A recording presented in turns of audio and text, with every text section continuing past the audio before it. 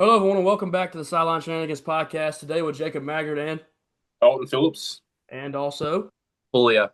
welcome back to another week of college football pick'ems. Obviously, we've hyped this one up for a long time this season, talking about getting ready for this week because we'll talk about it towards the end. But there's a little bit of a game coming that will be kind of important to the two of these folks. But we will start off with, if you guys are here, obviously like, subscribe, comment helps a ton, boost the channel out. Had some subscriber count gain over the last few weeks. We're up past 75 now. We didn't get to 100 yet, but we got to 75, which is a good little milestone. Try to hit 100 before the end of the college football season. Obviously, my recap of this video will be coming out next Monday, so look forward to that. And then the mock draft that we plan on doing, we'll do very soon. Could be coming out anytime this week, potentially next. And we'll go ahead and dive into this college football week. Starting off with game number one, a huge one in the ACC. Two of the top teams, Louisville taking on Miami in Miami. Of course, they play in Hard Rock Stadium, so they don't get that crazy home field advantage like you see in a lot of other places. But the fan base is definitely showing up now because this team is arguably the best in the country and definitely up there in the top three with an Indiana and Ohio State. Miami, obviously, you look at their quarterback, it's Carson Beck. He's been really, really good this year. He's definitely top five in the Heisman conversation. He's been probably as good as you probably could ask for. Has a very high completion percentage, 11 touchdowns, three interceptions, not really turning the ball over much, 1,200 passing yards. And on the other side for Louisville, you got Miller Moss, lead guy for them, transferred in, has been a pretty good quarterback. Seven touchdowns to 1,400 yards. Kind of a weird comparison there. They're scoring a lot on the ground to the four interceptions as well. You'd like to tone back on that a little bit, but not too bad. Obviously, this is a really good quarterback matchup, two of the better in the ACC. Dalton, talk about these running backs here. Mark Fletcher Jr. is one of the best backs in the ACC. This guy's a great running back, especially to have behind a quarterback like Carson Beck.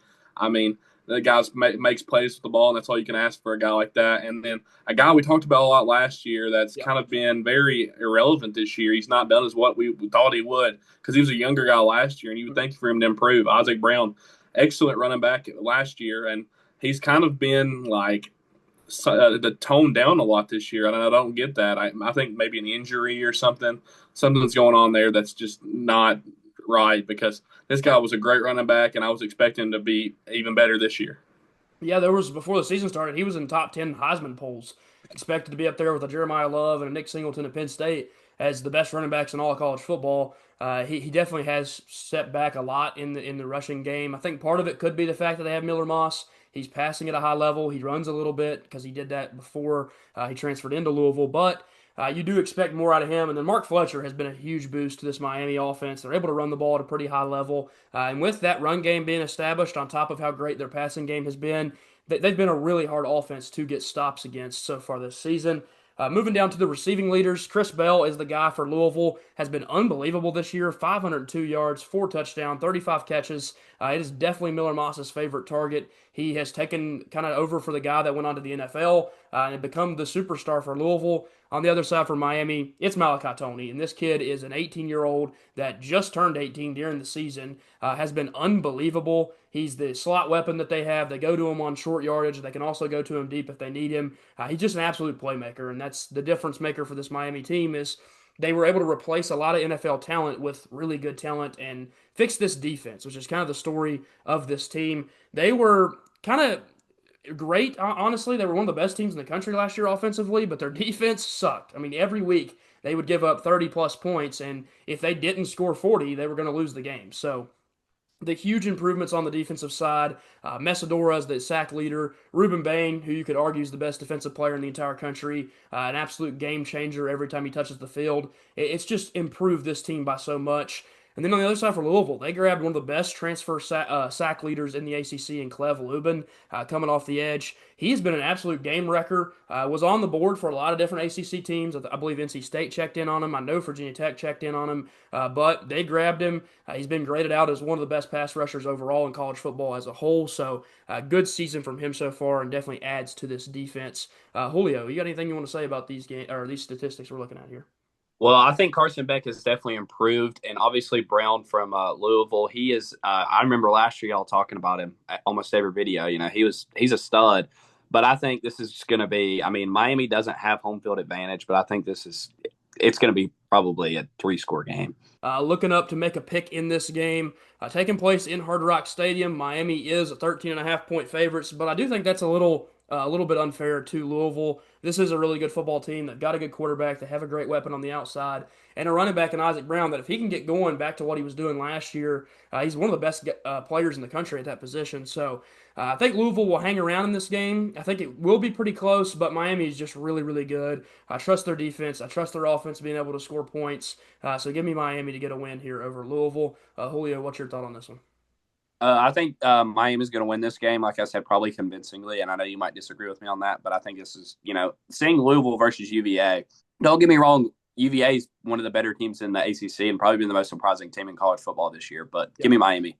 I've been wondering about this one the whole time. I'm thinking about it. I actually don't. I think Miami's going to choke a game like they did last year. Give me Louisville. Crazy upset Dalton's calling here in the ACC.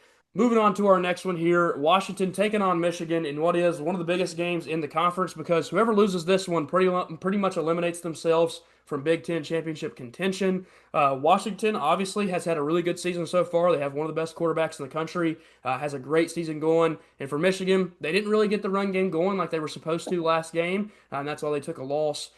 Obviously, looking down at the quarterback competition, Bryce Underwood, freshman, has looked really good for Michigan, has 1,200 passing yards, has rushed really, really well, has that great rushing upside, very good athlete, has the 5 passing touchdowns. He does do a lot of his work on the ground, and so does Justice Haynes, who ends up punching in a few touchdowns here and there for him.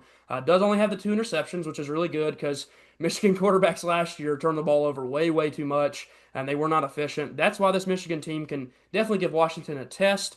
And then obviously you look over at Washington. Demond Williams Jr. is top 10 quarterbacks in college football right now, 1,600 passing yards, 10 touchdowns, only has 1 interception on the year, never really turns the ball over, doesn't really even put the ball in harm's way. So really, really great season from him so far. But these two teams are really going to use their super high-level running backs. Dalton, talk about those guys.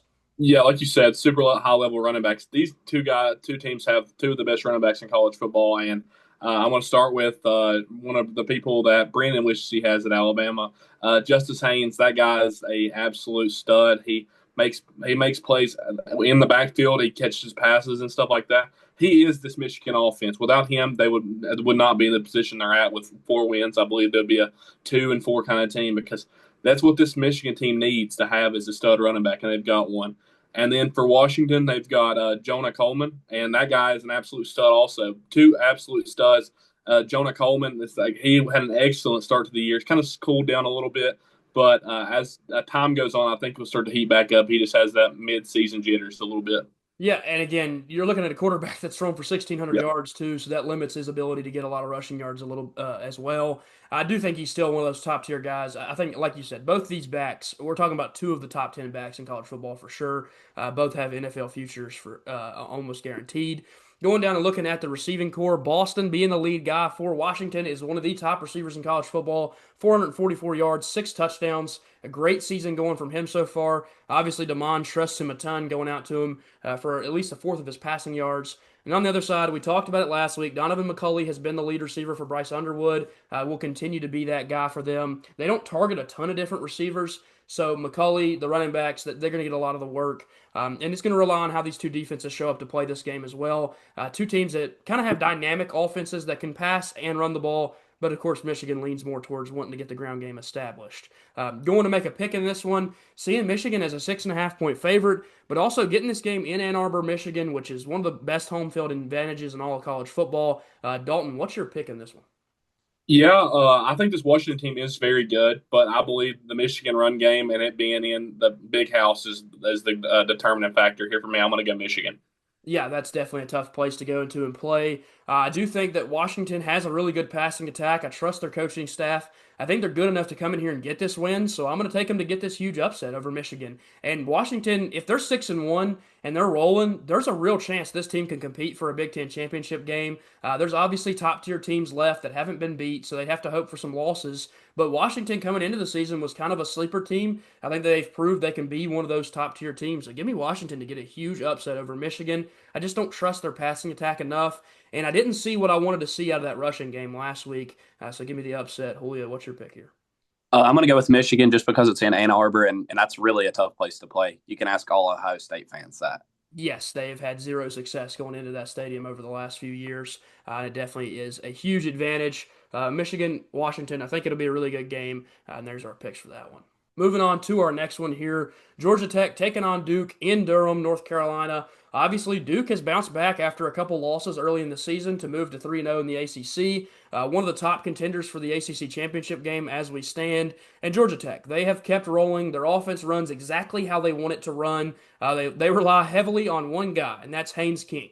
971 passing yards, just had his most efficient passing game in his career, throwing over 80% last week. 4 passing touchdowns, only the 1 interception. He doesn't put the ball in harm's way ever because of the limited passing attack. But as you can see, he's the leading rusher. 440 rushing yards, but he's also backed up by 2 phenomenal running backs, which Dalton will talk about in just a second. Then Darian Mensah for Duke, 1,800 passing yards. That is unbelievable. He's almost at 2,000 yards through half of a season. That put him near on pace to throw for 38 to 4,000 yards, which would be a really great year with his rushing upside as well.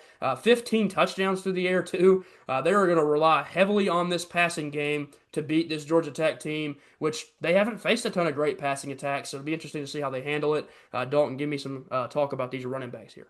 Yeah, for Duke, you've got Nate Shepard. He's the number. He's RB1 right now, but also expect Anderson Castle. He's had a few big games and few big carries in those positions to catch some carries too. I think this Duke team needs to rely on these guys, especially if Mensah starts to struggle a little bit. And I feel like that's what's helped them out with getting to 3-0 in the ACC. At the beginning of the year, they kind of struggled with identifying their rushing attack. Yeah. And then it helped Mensah with everything else. And I'm going to go to the other side of the ball where running is what they do. Yeah. And Georgia Tech, they have an excellent running back in Jamal Haynes and Haynes King. Both these guys are great running backs. And even though the one's a quarterback, he gets you see he has 400. He has 87 carries as a quarterback and has 9 rushing touchdowns. Yeah, that speaks for itself. Yeah, it's a great backfield. And that's what you want to have. That's how this Georgia Tech wins games. They play close football games and they show that they're going to run the ball, and they do. Yeah, they run the ball the entire game generally. Yep. They have over 250 rushing yards a game on average. They're a really, really great rushing team. They also have Malachi Hosley in that backfield, a third back that can be a difference maker. Against Virginia Tech, he had 11 carries for over 120 yards. So we're talking about a quarterback that can rush for 100, a running back in Jamal Haynes that can rush for 100, and a running back in Malachi Hosley that can rush for 100. So when you have 3 100-yard rushers potentially in a game, it is extremely difficult to get off the field against that offense. They're able to just keep the ball in their possession for most of the game. Isaiah Canyon is the lead receiver for Georgia Tech. Again, they don't pass the ball a ton. Malachi Hosley is a really big receiving threat out of the backfield, so expect him to make plays. And on the other side for Duke, it's Cooper Barkate. He's been the lead guy for Mensah all year. We talked about him earlier in the season, how quick he jump-started the season, going to Barkate early and often, still doing the same thing, nearly 500 receiving yards and 4 touchdowns. Definitely one of those top-tier receivers in the league so far. In ACC play, he's especially separated himself due to the fact that a lot of these teams are running the ball a lot. Julio, your thoughts on some of the stats you're seeing here? Well, yeah, Mensah's a stud, and obviously Georgia Tech has one of those like offenses. It's kind of like an Army and Navy. Obviously, they don't run the option, but they want to control the pace the whole game, and that honestly is how you win football games. You don't see it much these days because mostly it's the NFL and college football. It's just passing. You pass more than you'll run the football, but I love the way Georgia Tech plays. Yeah, and me and Dalton actually had a lot of fun talking about that last year as we kind of saw the rebirth of college football running games and how many top-tier teams ran the ball extremely well, and that was a really fun thing for us because me and Dalton both enjoy the run game more than we do the passing game, and so Georgia Tech is one of those teams that any chance we get to watch them, me and Dalton have talked about how fun it is to watch this team because they're going to run the ball a million times. That's just how they play offense. That's how they play football. Obviously, on top of all the offensive statistics, Vincent Anthony Jr. has 6.5 sacks through 6 games. So he has been getting in the backfield at least once a game. He's a game wrecker. Then their leading tackler in their safety, Stone, has 41 tackles on the year, so also very high on the tackle statistics. But again, the key player to watch in this game on the defensive side of the ball is Vincent Anthony, as he could be a game wrecker and change this one if he gets in the backfield and disrupts the momentum of the Georgia Tech offense. Going up to make a pick in this one, surprisingly enough, you're going to see that Duke is a 1.5-point favorite in this game. due to the fact that they've been playing incredible football over the last couple games. They're also getting this one in Wallace Wade Stadium. Julio, what's your pick in this one? This is going to be a tough one, but give me Georgia Tech. Yeah, and I think I'm right there with you. I think there's not a lot to say other than the fact that I just trust Georgia Tech's run game. I trust their ability to get a lead. They generally don't blow teams out, but when they have a lead, they hold the ball for 7 or 8 minutes. And if they're just able to go down and get points on those long drives and those possessions that they just extend due to the run game being so good, and they don't turn the ball over. So I expect that Georgia Tech can get a lead at some point in this game, hold on to it, and just carry it throughout the game. So give me Georgia Tech in a really close one because that's just the kind of football they like to play. They would move to 7-0 in the league and 4-0 in conference play. Be really, really impressive from this Georgia Tech team. Dalton, your pick here. Yeah, I'm going to defer from y'all this time. I'm going to go Duke. I really like this Georgia Tech team. It's one of my favorite teams to watch, especially being an offensive lineman. I love watching the football get ran. It's like high school football almost. They're very similar to a small Yep. town high school football team and how they play offense. But I think this Duke team is hot, and I feel like this Georgia Tech team has been playing a lot of those close games that they are bound to lose one. I feel like this is one of the ones they're going to lose. Yeah, they have had tons of close games this year. They beat Wake Forest by a point in overtime, and that was just Wake Forest going for two, trying to win the game. They are playing a very dangerous game, playing all these close ones, and Duke is definitely a team that they should be scared of coming in and having to play in Durham. Moving on to our next one here, LSU taking on Vanderbilt in Nashville and First Bank Stadium. Of course, they had the renovations going on last year. They've got a lot of those done, so they can actually fill the stadium, and they have been getting some fans actually showing up to the games now because of the success from last year. And of course, them being a 5-1 ranked football team this year, played a really good game with Bama until late in the game. So you expect that Vanderbilt can still compete in these SEC matchups. Looking at the quarterback matchup, Garrett Nussmeier was expected to be one of the best quarterbacks in the country this year. He struggled a little bit, hasn't been as good as he was supposed to be, turning the ball over more than you'd like him to do so. 5 interceptions so far, but still has the 1,400 yards. On the other side, for Vanderbilt, Diego Pavia has actually been really good through the air. 1,400 passing yards, 14 touchdowns, but the 4 interceptions, some of those coming against Alabama, where he made mistakes and you don't see Pavia make a ton of mistakes, and those mistakes honestly cost them that game. They had to play perfect football, and they didn't. And of course, you want to see him bounce back and have these good, close contests in the SEC. And if he doesn't turn the ball over, I think he's one of the better quarterbacks in the conference. Dalton, go ahead and give us the running back matchup here. Yes, for Vandy, you've got Cedric Alexander.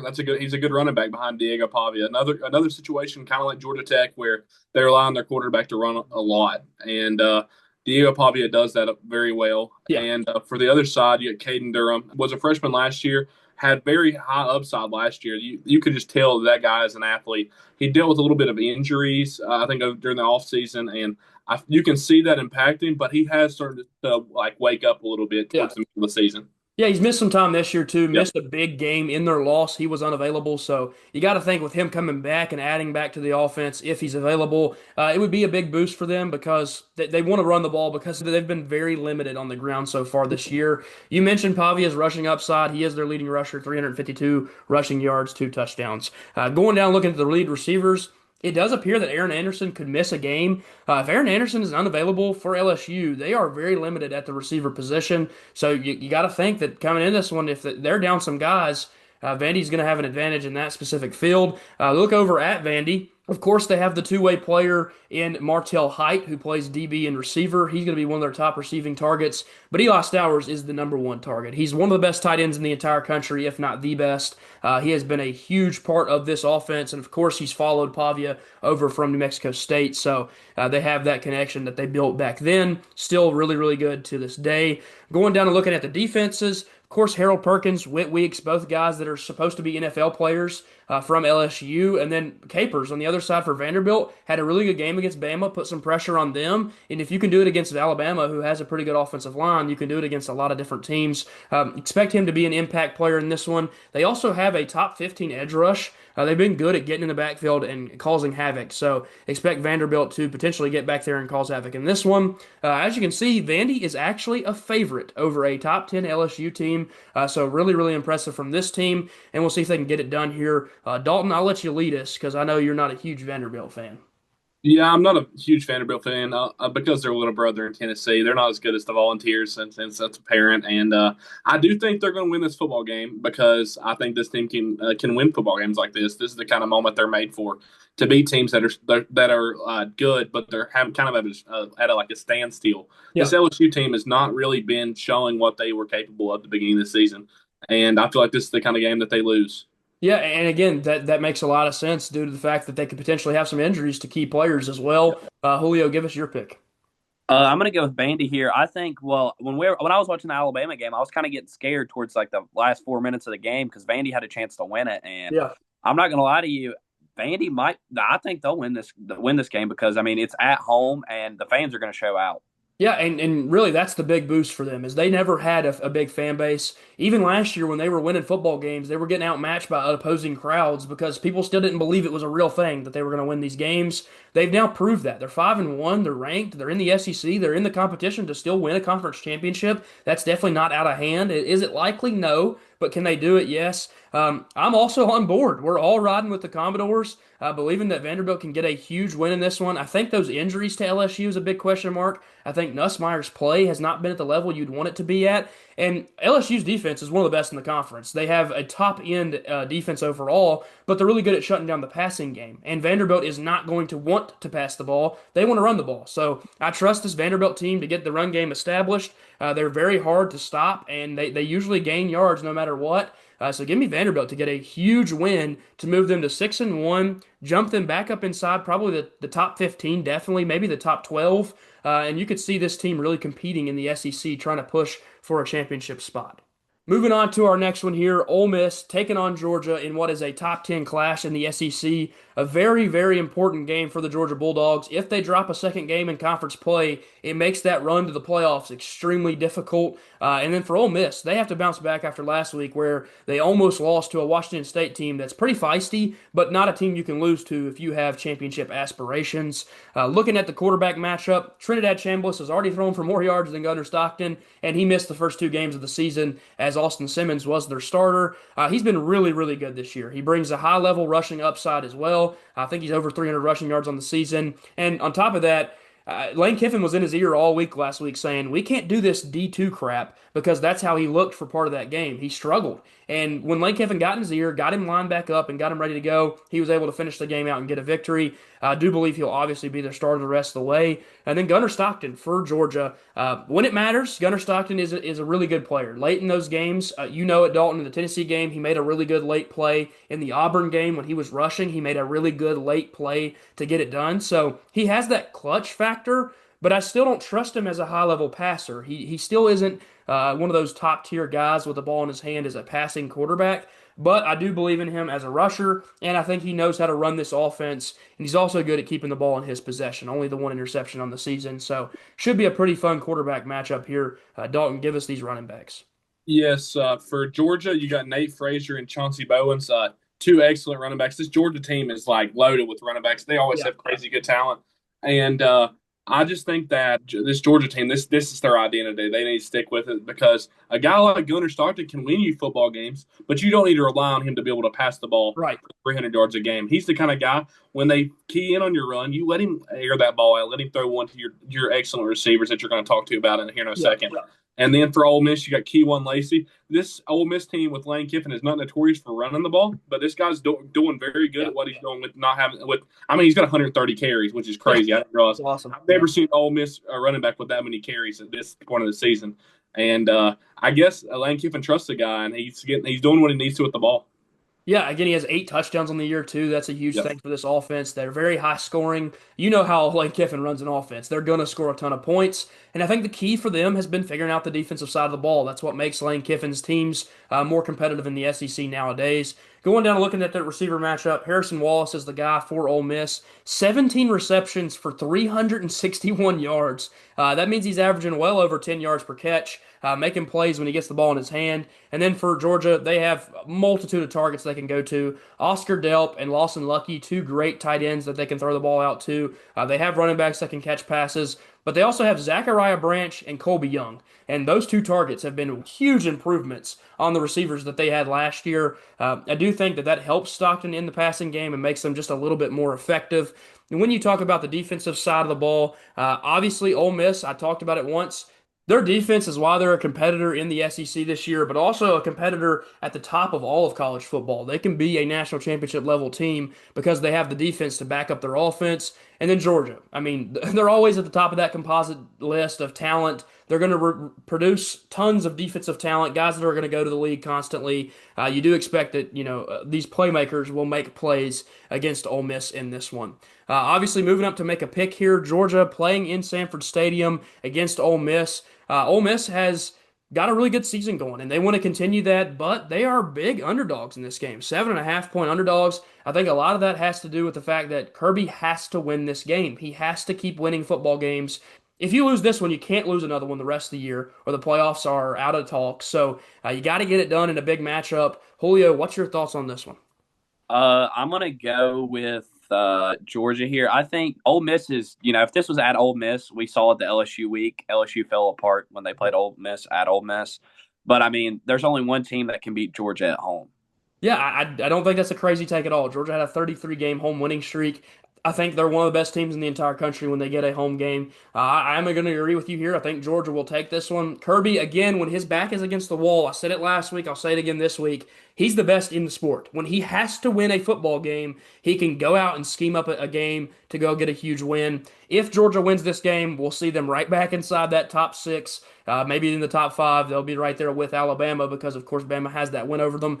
So you'll probably get them back to back at 5 and 6, maybe. But it's just a huge, huge game for this team. They have to get a win. If you're Ole Miss, you hate dropping it, but it doesn't mean anything with the rest of the season. You're going to stay in the top 10. You still have a great chance to compete in the SEC. You just have to finish the year strong. Dalton, your thoughts on this one? Yeah, I hate Lane Kiffin. I can't stand him as a Tennessee fan. And after what he did to us, there's a big story there. There's an actual, in Knoxville, Tennessee, there is a sewer, like a sewage plant named after Lane Kiffin. If that tells you anything how much Tennessee fans hate Lane Kiffin. And I don't like Georgia very much either. But I will say Kirby Smart is the best coach in college football, and he's one of the best to ever do it. He will be, because he's the kind of guy that wins you games like this when you're actually ranked lower than what these guys are. Even though you look at the ESPN team, I will agree with them this week. I know I usually throw shade at them, but they know that this Georgia team, even though they're ranked as the ninth team in the country, when they're playing at home and their backs are against the wall, they don't lose. Yeah. Like, they don't lose. Unless it's Alabama. I will give Alabama credit there. They do lose to Alabama a lot. Yeah, that's the one team that can go in there and routinely get wins in that stadium. Again, both these teams are looking to stay inside the top 10 if especially Georgia wins this game. Moving on to our next one here, UNLV taking on Boise State on the blue turf, one of the most iconic stadiums in college football. Everybody loves to watch the games on that field just because it looks crazy different than anybody else. UNLV comes into this game 6-0, 2-0 in the Mountain West, and looking at the top of the standings when it comes to teams that can make the playoff. You're talking about UNLV, Memphis, USF. That's your top tier teams that have a chance to make the playoffs.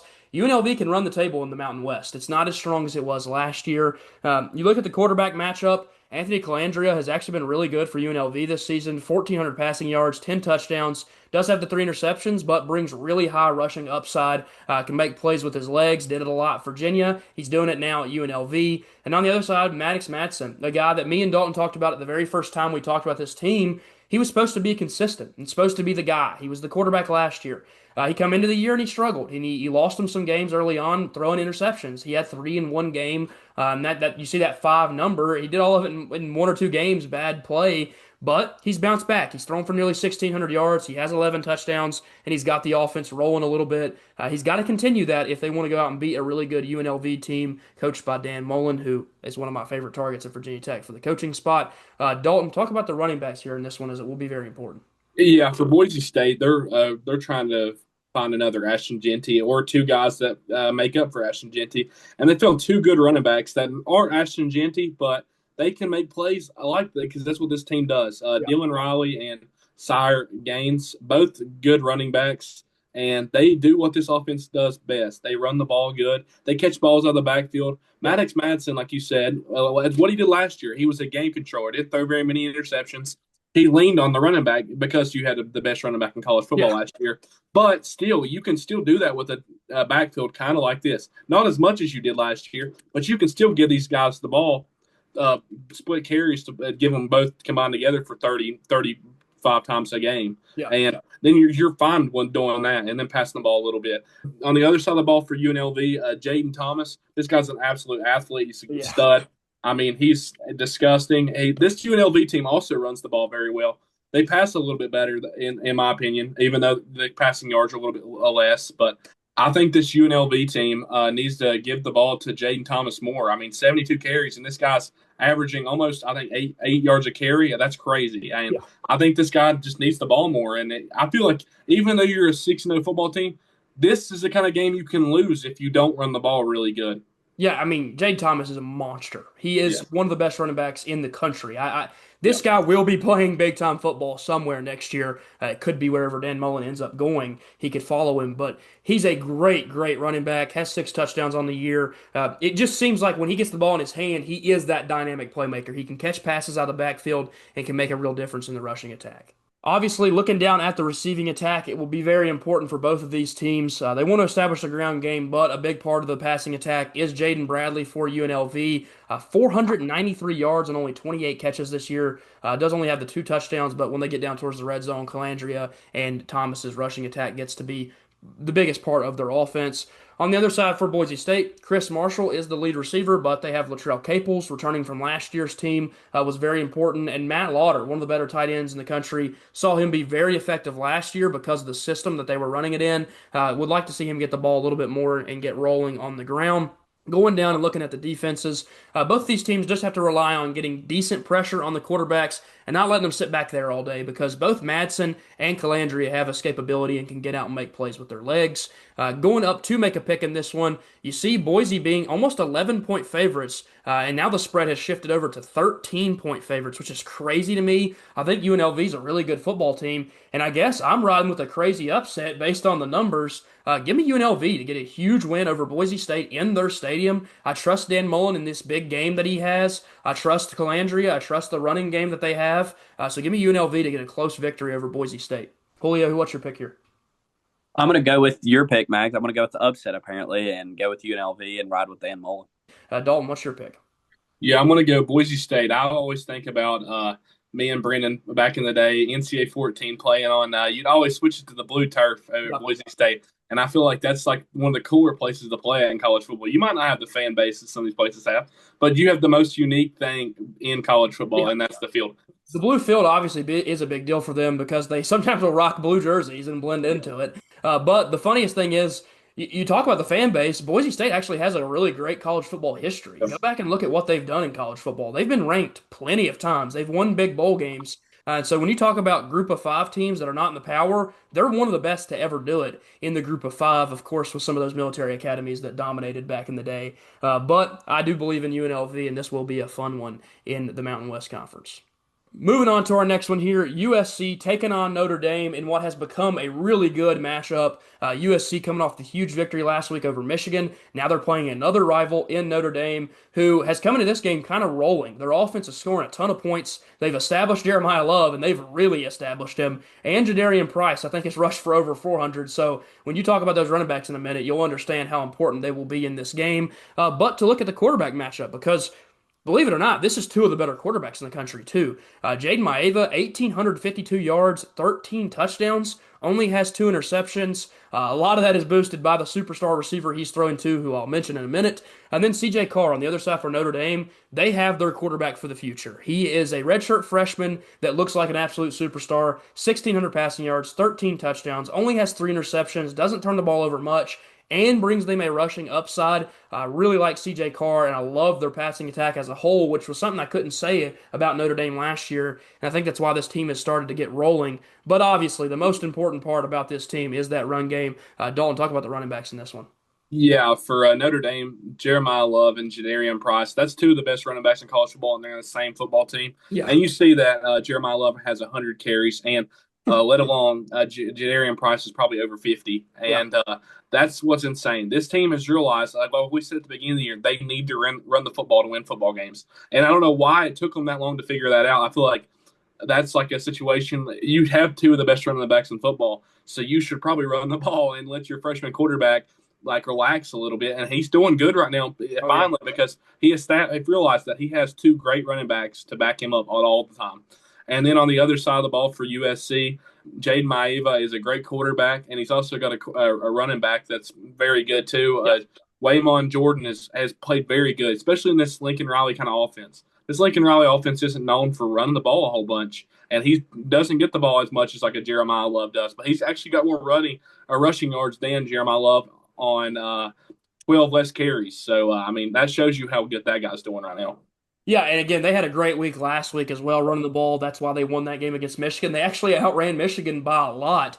And it wasn't even Waymon Jordan. It was King Miller last week, running for over 130 yards. So if you have King Miller and Waymon Jordan, and then Jadarian Price and Jeremiah Love, that might be the best backfield in college football. This could be a really fun rushing contest, which is not something you would have said coming into the year for USC. I mean, we kind of expected it out of Notre Dame. They're over 1,000 rushing yards as a team right now, 6 games into the year. So you're going to talk about a team that's probably going to run for over 2,000, maybe 2,500 if they get into the playoffs and can make a little bit of a run there.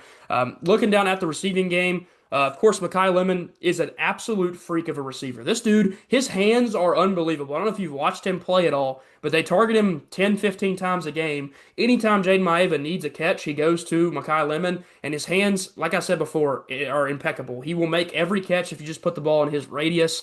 682 yards, 44 catches, 6 touchdowns. Really boosting his draft stock for the upcoming NFL draft. On the other side for Notre Dame, they've established a few receivers. Faison has had a good season so far. If you remember him from the playoffs last year, he was pretty important. Greathouse, they would like to establish him a little bit more. And then, of course, Malachi Fields that transferred in from Virginia is a monster target on the outside, 6'4", 6'5", can be a difference maker on those deep balls, 50-50 balls. And then they can throw the ball to Jadarian Price and Jeremiah Love. I think there was a week, me and you were looking at it, Dalton, and Jeremiah Love scored like 4 touchdowns because he scored 2 receiving, 2 rushing. So he's going to be a difference maker in the receiving game as well. Going down and looking at the defense, both teams have great defenses. Kind of surprising for you at USC because Lincoln Riley just doesn't usually put out a great defense on the field. But Traore is the star player in this one for Notre Dame. 5.5 sacks on the year. Going to be a difference maker if he can get after Maeva and get a few sacks in this one and try to change up the pace of the game. Going up to make a pick in this one, this is a huge rivalry game. These two teams hate each other. They want to play each and every season, but I just trust Notre Dame in their stadium. I trust the way they're playing right now. Their 2 losses have come by a combined 4 points to top 10 teams. So you lose those games against A&M and Miami, and I think all of us can agree those are top 5 teams in college football. When you lose those, it doesn't seem like those are bad losses at all. I think Notre Dame has to win this one to bolster their resume for the rest of the year, but also if they win this one, they could run the gauntlet and make the playoffs. And I think a lot of people didn't think they were going to do that, but it helps a ton that USC is playing as good as they are right now. Give me Notre Dame to get a huge victory at home over a strong USC team. Julio, what's your pick in this one? Just because it's at Notre Dame, and I don't think USC will be able to stop the run game. And surprisingly, CJ Carr, I mean, he stepped up. I mean, for a freshman to play as well as he did. And obviously, Maeva, he's a stud. We talked about this, was it week 2 or 3? I mean, he's probably, what is he, a freshman? No, he's not a freshman, but he is taking over the system for the first time because they had Miller Moss last year. I mean, he's a stud. I mean, this is going to be the battle, like you said, battle between the top 10 quarterbacks. And give me, like I said, Notre Dame at home. I think Touchdown Jesus wins this for him. I believe that this Notre Dame team has 2 great running backs, and I feel like they're going to establish that. But I wouldn't be surprised if USC sticks in there because they can run the ball as good as they do. And their elite ability to pass the ball, too. I feel like this will be an excellent game. This honestly probably be my game of the week, honestly. Like, I feel like this will be like that game that's decided by a field goal, in my opinion. Yeah, and obviously you know which one you're really looking forward to, but that's as a fan. Yeah. Outside of that one, obviously outside of the Alabama Tennessee outside game. That one as a fan, this obviously looks like one of those games that can be really really fun to tune into. There's just so many star players too that could end up in the NFL next year, and so you're going to get to watch a lot of different playmakers. And these two teams obviously finally back to being really good. I mean USC kind of down year last year, not as good as they could be, and Notre Dame they're looking to make that national championship run once again. And I think they have a pretty good team. They just have to win out. Moving on to our next one here, Missouri taking on Auburn in what is a really fun game after Auburn kind of gave a really good matchup against Georgia last week. A couple calls didn't go their way, but also they fumbled the ball on the goal line. If you punch that one in and go up 17-0, who knows what happens in that game? Instead, Georgia flips all the momentum on their favor, wins at 20-10. And then for Missouri, a late interception changes that game. A really, really bad decision by Bo Perbula, who's actually had a pretty good season overall. He missed his receiver. I don't know if you guys have seen the video. His receiver is literally jumping up and down, waving his arms in the air, and he was open for like a 20-yard gain, and Perbula just forced it. He was just panicked. Alabama was getting after him in that one, so he forced a ball that he shouldn't have thrown, and they lost a really close game. But that shows you how good they are. If they're able to hang in there with Alabama, who's looked like a top 10 team this season, and honestly, the way they've been playing lately, a top 5 team, it's really impressive from Missouri, and they're not usually this good. So I hope they can continue pushing on in the SEC. Looking at the quarterback matchup, Bo Perbula, once again, I said he's been a pretty good quarterback this year. Nearly 1,400 passing yards, 11 touchdowns. Does have the 5 interceptions. Those mistakes he made last week did end up losing them the game. But if they didn't have Bo Perbula, they wouldn't be where they're at, so they're not mad about that. On the other side, Jackson Arnold, great rushing quarterback, can make a difference on the ground. He's not a bad passer, but he just is not a very effective passer. He throws for, 150 yards, maybe 200 here and there, but he doesn't turn the ball over a lot, so that helps them. He's not thrown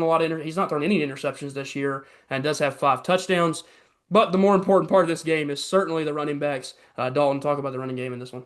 Yeah, I'm going to start with Auburn's side, and I'm going to Jeremiah Cobb. He's a great running back. I would like him to lean on him a little bit more because of Jackson Arnold not being that star quarterback that they want him to be, and I feel like that can wake that offense up a lot more. And I feel like if you can establish a run game, especially in that Georgia game, if they could have controlled the clock by running the ball, they definitely would have been way better off to win that game if they would have. And then Missouri has the best running back in the country right now, Ahmad Hardy. This guy is an absolute stud. He's up there for one of my Heisman contenders right now. He makes plays. He had a rough week last week, but I feel like he'll bounce back against this Auburn team. The defense is not as good as Alabama's, and I feel like that this is the kind of game that he has his Heisman moment in, that he has like a crazy week that he rushes for like 130 yards. Yeah, and he's had that a couple times this year where he's looked like that superstar, but you're right, to bounce back and get a victory in the SEC would be really important from him. If he does rush for some crazy game, you're going to see him over 900 rushing yards already through the first 7 games. So in the SEC, that's really, really impressive. He's looking at a potentially 13, 14, maybe even 1,500-yard season on the ground. But I do expect he'll get going, like you said. This team isn't near as good up front as Alabama. And in that game against Alabama, some of the time they went away from him that I don't think they should have. He still didn't run bad. He had 12 carries. He had over 50 yards. Now, again, he wasn't rushing for 120 or something crazy, but just go to him more often. He's your star player. Use your star player when you have the opportunity to do so. I think that they are going to kind of regret that when they go back and look at it in such a close football game, not really getting him going more. Looking at the receiving matchup, Kevin Coleman went down with an injury in that game against Alabama. That was a huge loss. They don't have another superstar receiver, and so they have to have him back if they want to contend passing the ball on the outside. I do think he's still a great player. 40 catches, 388 yards. Perbula uses him a ton in this offense. If he isn't there, it's going to be rough. They're going to have to really lean on Ahmad Hardy to get going on the ground. On the other side, Cam Coleman is the lead receiver now for Auburn. Again, I think him and Eric Singleton both probably wish they were playing with a little bit better passing quarterback because it's 2 of the better receivers in the country.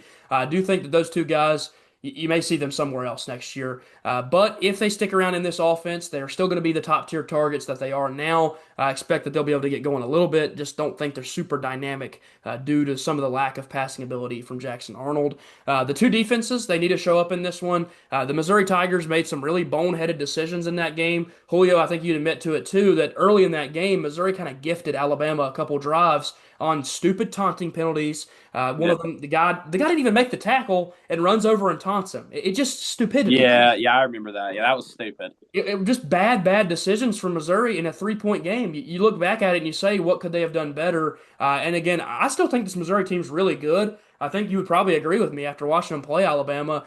So it'd be interesting to see how they bounce back against Auburn, obviously the biggest rival of Alabama, and I'm assuming that Julio hopes this one goes in Missouri's favor. So I'll let you lead us, Julio. Who's your pick in this one? Like I've said in previous videos, I will never pick Auburn, and I hope Missouri puts up a 50 on them. Yeah. Yeah, and obviously, like I said, that is one of their bigger rivals. That's one of the teams that you have to hate if you're an Alabama fan. Dalton, what's your pick in this one? I like Missouri here. Along with Brendan, I don't like Auburn that much either, but I feel like his hatred's. I don't know if he hates Tennessee more or Auburn more. I would like to ask a question. Brandon, who do you hate more? I would have to say Tennessee fans are more obnoxious, but I'd still hate Auburn more. Okay, I was just wondering. I've never asked him that before. I figured that'd be a good one to ask on the podcast. A Tennessee fan and a Cowboy fan are kind of the same thing. No, don't ever compare me to a Cowboy fan again. No. There's a little bit of the banter that we'll get to later in the video. I'm going to roll with Missouri as well. I love this team. I think that they have a really good team. I don't know why this is a 1.5-point spread, truthfully. It actually opened as an Auburn favored spread. I think Missouri showed last week how good they are. They were a bad interception away from making a game-tying drive at the end. So I expect Missouri to hang around, get a victory in this one, in a really close football game against Auburn. Moving on to our next one. This is the Holy War, one of the best rivalries in all of college football. Utah taking on BYU in BYU Stadium in Lavelle Edwards. This should be a really, really fun game. Two of the top rushing quarterbacks in all of college football, Devin Dampier and Bear Bachmeier.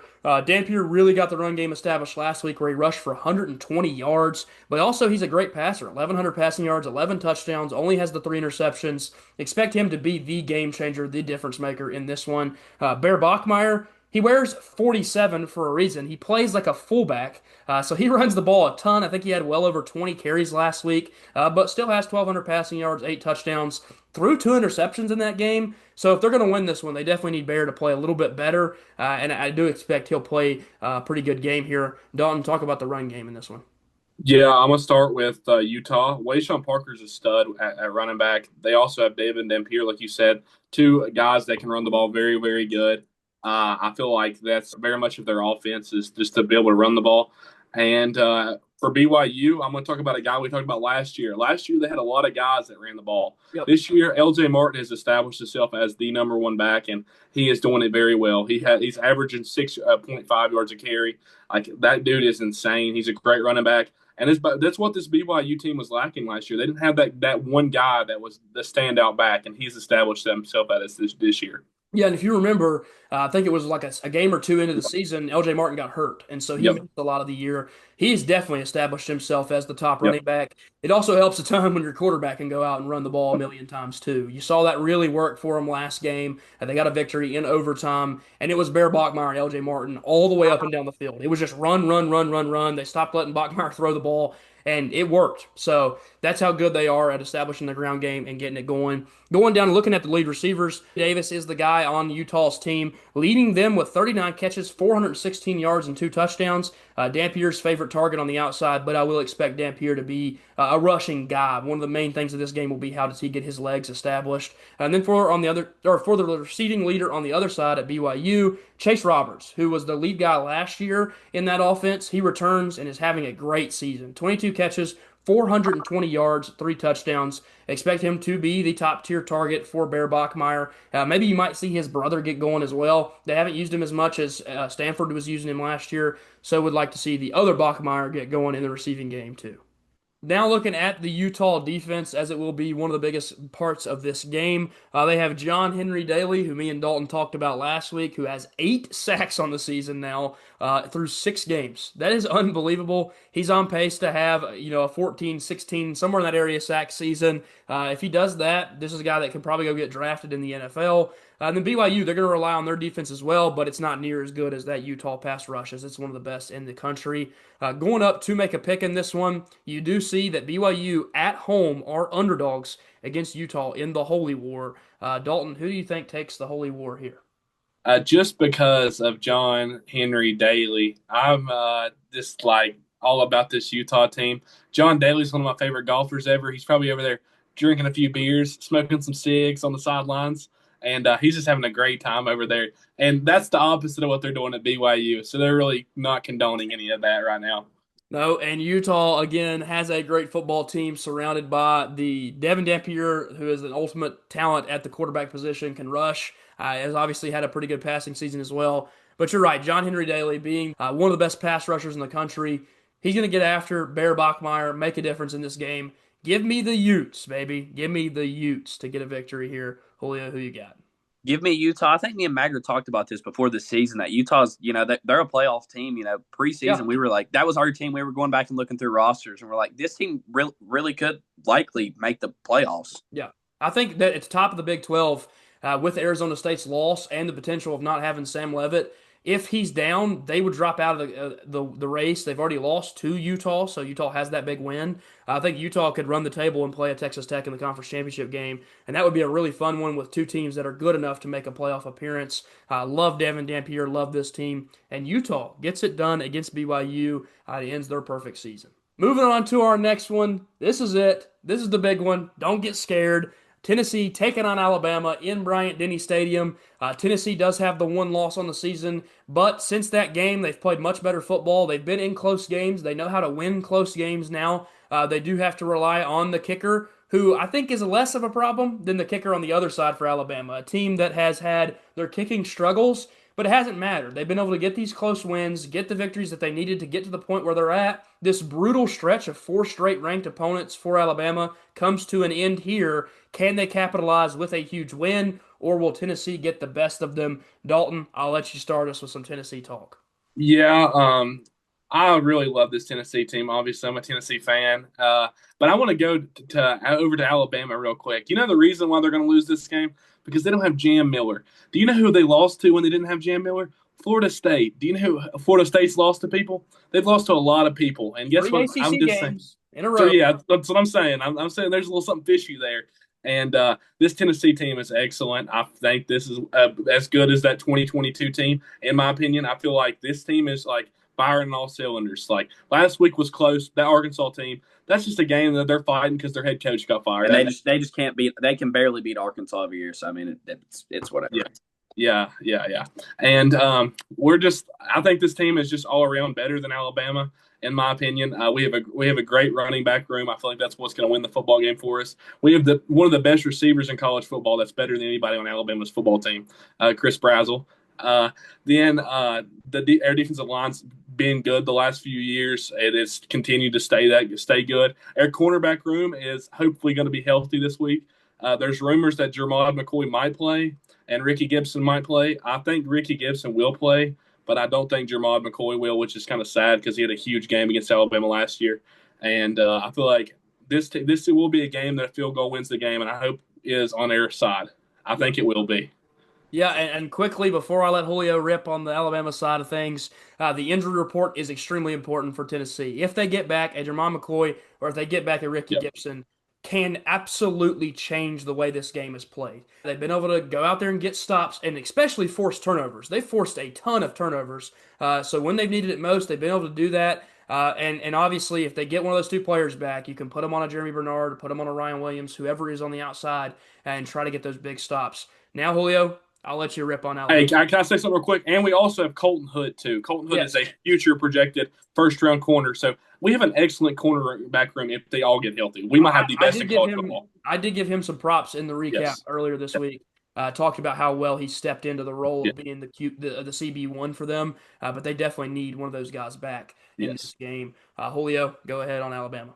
First, we got Ty Heisman, and he's been playing like the best quarterback in college football. And me and Maggard have both talked about it. Like week 1, we have a group chat on Snapchat, and I told him, I was like, dude, like this looks scary. Like it's bad. And then like you see the rest of the season so far, Ty has literally played like the best quarterback in college football. Yeah. Running back is what scares me the most. But I think if we can get the passing game going, Tennessee's secondary is really weak, and that's what could lose them the game. And us, Dalton, talking about them having a great rushing attack.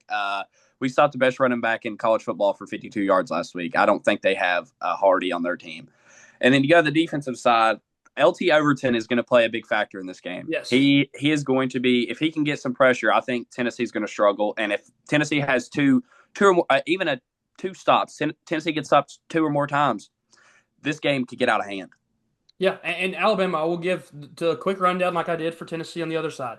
Ty Simpson since week 1, I told them in the group chat, in Julio and Joey, who both are Alabama fans, that they needed to not freak out about that game, that the running back was the issue, not the quarterback, that he played a fine football game. He actually made a lot of plays on his feet, too, in that one. And now you have that same concern. The running back, it's not great. It's really not great. And when Jam Miller's been on the field, it still hasn't been amazing. He's been better, been a huge upgrade to what they have, but if he's unavailable, they don't have a great running back room behind him. They just haven't been able to step in the big moments. I will give them the props though in the receiving room. They have Ryan Williams. They have Jeremy Bernard. They have who was the kid you mentioned last week? Isaiah Horton from Yeah, Miami. Isaiah Horton transferred in from Miami. They finally got him going, and that was a huge thing because Isaiah Horton didn't really have a great season going And last Latsier week. Brooks. Last week Latsier he was Brooks a last great, week. great player last week for them. But the biggest story is LT Overton, like you said. He is a wishy-washy, cold and hot player. When he's having a great game, he's a difference maker. When he's not having a good game, he kind of pouts and gets down on the sideline and just he's a guy that has to inflate his ego up to play to the high level. But they all know it. I mean, the NFL scouts have talked about it. When he's rolling and playing at the level he can play at, he's one of the best D linemen in all of college football. He just has games where he's one way or the other. So they need him to be effective in this one. To quickly give that same rundown for Tennessee, I didn't do as much last time. Joey Aguilar is in that Heisman contention as well, just as Ty Simpson is. I think Simpson is my number 2, and if I was going to go through the top 5, I'd have Aguilar somewhere in there, probably 4 or 5. I think he's been really good this year. He's leading Tennessee to a point where they're a playoff team right now. In this running back room, that is the strong suit for this team. They have the opposite of a running back issue. If Deshaun Bishop went down, they have Star Thomas, who was running back at Duke last year and ran for close to 1,000 yards. He's one of the best receiving backs in the conference. And then they can rely on another guy in the backfield. And so when they have the availability to go to a Deshaun Bishop, to go to a Peyton Lewis, to go to a Star Thomas, there is a lot of choices. Alabama does not have that royalty at that position. But then you could argue the same thing at the receiver position. Chris Brazzell is the standalone number 1 target in this Tennessee offense, and last week he only had 1 catch. That game, they got a close football game. They didn't have as good of a game as they'd like to have had. They weren't able to get the passing game going at a super high level because Chris Brazzell struggled. So each team is going to be playing with those struggles, and it's going to be all about which one counters the other the best. Do think home field advantage can play a big factor in this one, and we'll see as we get up to make a pick here. Last but not least, to give a shout out to Arian Carter, who's having an unbelievable season for Tennessee. 57 tackles through 6 games. So he is going to be the guy that makes a lot of the plays in open field and gets down those superstar players in Jeremy Bernard, Ryan Williams, and so forth. Again, on the defensive side for Alabama, this is a defense we talked about before the season started as one of the best in the entire country. When it comes to just pure composite talent, they rank out as number 1 in all of football. They have the best starters. They have the best backups. So if somebody goes down, if somebody's not having a great day, they can rely on more than one guy. You can't say the same on Tennessee's side just because of the injuries they have in that secondary, which can be a concern going into this one. That is a lot of talking. A lot has been said about these two teams. I think that this spread is a little bit of a lie. In my opinion, this is a 3-point game when it comes to just the talent on the field. I think that Tennessee can play up to this level and hang around in this game. It's all about who do I think will win it.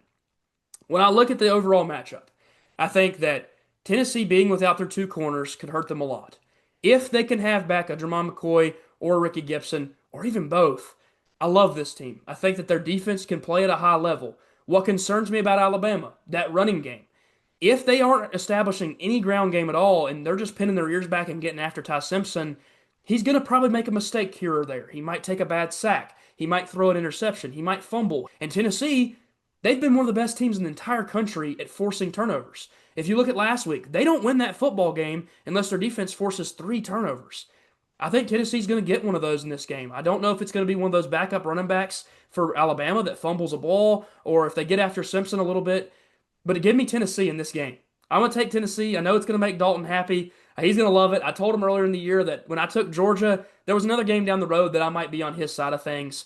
And I'm going to roll with the Tennessee Volunteers to get maybe the biggest win they've had in forever because this is at Bryant-Denny. This is not at home. This is a huge victory if they can get it. Julio, I think Alabama's a better football team if Jam Miller's on the football field. I think I would take them in this game if he was available. But when I watched this team run the ball against Florida State of all teams, who has looked pretty rough in ACC play, they just couldn't establish a ground game. I think it's necessary to beat a team that can run the ball with 3 different guys. Give me Tennessee to win it with a late field goal, which technically would favor their kicking game, although they've had their own issues there. And I think that that's what will happen in this one. Since I went Tennessee, Julio, I'll let you rebuttal and give me the reason why you think Alabama will win this one. I'm going to say that, I don't like the spread thing. As Nick Saban used to say, rat poison. I think even the matchup predictor, I think it's going to be a good game. I think the what's got to factor in is, can we get a run game going and not have to throw 45 times? Yeah. Because if we had to throw 45 times, Ty's going to eventually make a mistake. but give me Bama, like you said. Yeah, obviously, we knew where Julio was going that one. We knew where Dalton was going with this one as well coming into it. But Dalton, give me your last and final reasons why you think Tennessee can take this close matchup. Yeah, I'll be there on Saturday at 7:30 at night. It's a late ball game. It's going to be a very hostile crowd, but I Yes, promise you, I will sneak me a cigar in there. I promise you, because we're going to be winning that ball game. I know it's going to happen. I'll somehow have to find me a lighter. I don't know where. I don't. I guess I got to pre-cut the cigar. I tried it yeah. one time, and I got it stolen from me. And this Tennessee team is very good. It reminds me of that 2022 team. Like I've said a lot, we have a quarterback that you can rely on. And I feel like this is the kind of game that it makes or breaks your season. Yep. If you have 5-2, you still can compete in the SEC. You're not going to make an SEC championship game, but you can make the playoffs. But if you have that 6-1 and you just beat Alabama at Bryant Denny, that's like, yeah, you're in the top 10 and you are a college football championship contender. Yeah, and again, last but not least, to add on to the points that both of you made, I think that this is really important for both of these teams. I think Alabama, that loss they have at the beginning of the year looks kind of rough now. Florida State is not near the level that they looked like they were at the start of the season, and it really hasn't been injuries. That team is just not performing. And the ACC is certainly a worse conference than the SEC, and they can't win a game in that conference. So it concerns you with that loss Alabama had. Just the one reason why it teetered me in the direction of Tennessee because that run game. And then for Tennessee, if you lose this game, your backs are against the wall. You have to win out. And if you do win out, there's still a chance you miss the playoffs because both of your losses coming in the SEC, both of them would come to really good football teams. But you never know. The Big Ten is going to have a lot of good teams this year. The ACC looks like it could have two potentially. The Big 12 will have their guarantee. The Group of Five will have their guarantee. So there's a lot of question marks if one of these two teams drops this game. So it is going to be very, very important on the third Saturday in October between Tennessee and Alabama. Thank you guys so much for joining us this week. Had another really fun week of covering these games. We've been hyping up this one. Knew that it was coming in the third Saturday of October. Obviously, Dalton is going to that game, so he's going to hopefully have a lot of fun, or it could be a really sad day for him. We will see what happens. With Julio on the podcast, had a lot of fun having him this week. Julio, since you are the guest, I'll let you go first. If you got anything else you want to add, go ahead. Let's just say Alabama's going to stay undefeated at home, and hopefully we cover the spread, but I don't think we will. I think it'll be a good game, but roll Tide. As he said, roll Tide. He thinks that Bama's got it. They do have some question marks, but they are a really, really good football team. The way they've been playing as of late makes you think they can certainly win this one. Again, Dalton, you're going to be in attendance. You're the Tennessee fan. You're the resident co-host on the podcast. What do you have left to add? Yeah, I'm going to make it 2 in a row and 3 in the last 4 years. And if Tennessee Go can take Vols. that, I'll let you go ahead and add it. Go ahead. Go Vols. There it is. If Tennessee can take this one, they would step in and become the team in the rivalry over the last 4 to 5 years. And that's a crazy thing to say because 10 years ago, you never would have said that. Tennessee had a stretch where they struggled in these games, but they've put in the commitment to the football program and really turned it around. Josh Heupel was a phenomenal hire. I think they set themselves up well. Last year, they put their money where their mouth was and gave Tim Banks an all-time defensive coordinator contract to back up that defense that was really good last year. So if you're Tennessee, you have to be happy with the direction of the program. And if you're Alabama, you love to see the bounce back from DeBoer and his ability to go out and win big football games, which last year he struggled a little bit in those. And I think the question marks, they've all been answered. Is he a legit, really good coach? Yes. There's no questions about that. He wins football games at a high level. He just had a rough year in year one. The quarterback didn't fit his system. Now he has his guy. I don't like them, but when they're at the top of football, it does feel like college football is back to where it was a few years ago. This is going to be a massive football game. Obviously, the rest of the week, we talked about a lot of those other games, a couple fun rivalries, the Holy War, and a few other games that should be really fun to tune into. Check out that Group of 5 matchup between UNLV and Boise State. You could be talking about losing a playoff contender UNLV if they drop that football game. And Boise, tough to see them in the conversation with the 2 losses early on. I think it would pretty much boil down to USF and Memphis with a UNLV loss. All those things obviously leading up to our recap that will come out Monday or Tuesday of next week. It'll be either a very happy day for Dalton or a very sad day when we film that episode. Just tune in. It'll be a lot of fun to talk to him after the game, and he can give us some highlights or some lowlights of the experience he has in Bryant-Denny Stadium. Last but not least, Dalton, if there's anything else you want to add, time is up. Yeah, I've got a few more things to add. The last time I was in Bryant Denny, I was watching Tennessee play Alabama with Brendan. Actually, this is when we were probably 10 years old. I got to meet my idol, Peyton Manning. That was one of the y'all. There's a funny video out there, Yeah. so everybody makes fun of me for. And Tennessee was actually up at halftime at this point. So it was crazy. It was something I thought something happened, and then at halftime it just changed. I'm hoping it's not that again. I would love to walk out of Bryant Denny as a winner. That would make my day. I've never experienced that, so. I've always been walked out of Bryant Denny. Even if I wasn't watching Tennessee, I was a loser because I was watching Alabama. So, Yeah. Yeah, and we'll see how that experience goes. Again, thank you guys so much for joining us. Like, subscribe, comment if you guys enjoy the content. Check out everything else. That mock draft should be coming soon.